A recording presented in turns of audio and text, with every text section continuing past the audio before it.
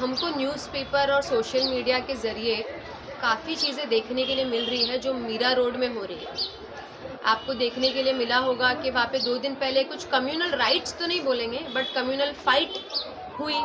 उसके बाद कल वहाँ पर बुलडोज़र कार्रवाई की गई दुकानों पर, घरों पर, ये बोलकर कि वो इल्लीगल हैं, तो प्रायर नोटिस ना देते हुए, जो कि देनी चाहिए आप किसी भी जगह पे बुलडोज़र चला रहे हो तो। कि मैं जानना चाहती हूँ कि क्या है, आप कह रहे हो कि हम लोग इल्लीगल चीज़ों को तोड़ रहे थे और इल्लीगल चीज़ों पे कार्रवाई, तो ऐसे तो बहुत सारी चीज़ें इल्लीगल की जा रही है और हो रही है। अगर हम लॉ इल्लीगल को ही देखने के लिए जाएंगे और क्या गलत हो रहा है क्या सही हो रहा है, अगर उसको देखने के लिए जाएंगे तो बहुत सारी चीज़ें गलत हो रही है। क्या उस पर ओवरनाइट कार्रवाई की जा रही है क्या?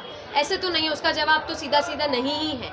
तो वहाँ पे जो कम्युनल फाइट हुई, गाड़ी तोड़ी गई या जो भी, मैं उसको जस्टिफाई नहीं कर रही हूँ। तो ये मैटर में जांच पड़ताल करके वो ऑफकोर्स एक्शन ले, किसने किया है, क्या किया है, किसने तोड़ा है, जांच पड़ताल करके लॉ के अबाइडेंस में भी चीज़ें हो सकती है। उसका जवाब ऐसे देना कि हम बुलडोज़र चला देंगे, आप चला देंगे बोला भी नहीं या चला दी आपने।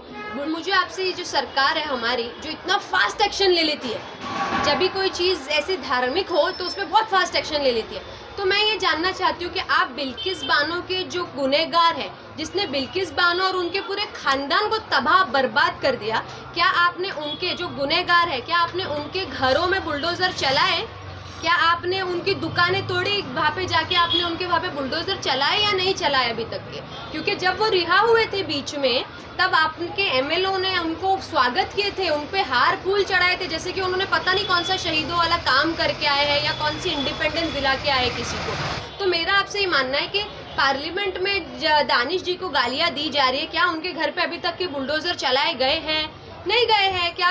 मुझे बस ये जानना है कि जो महाराष्ट्र में, मुझे आपसे ये कहना है कि महाराष्ट्र में एक सभ्यता, एक क्लास है, आप वो क्लास को नीचे करने की कोशिश मत कीजिए।